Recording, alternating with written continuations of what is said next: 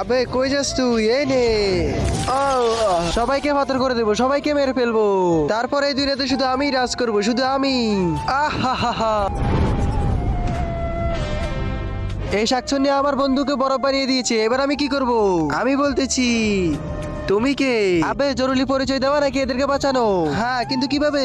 এদের সামনে চন্দনের লাকড়ি জ্বালাতে হবে, যেটার তাপে সবাই ঠিক হয়ে যাবে। চন্দনের লাকড়ি? আবে এবার চন্দনের লাকড়ি কই থেকে আনবো?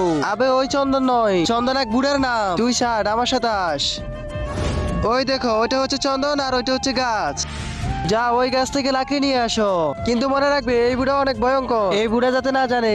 তার আগে দেখবো তুমি কি আল্লাহর ঘরটিকে বেশি ভালোবাসো নাকি এই মন্দির ঘরটিকে বেশি ভালোবাসো।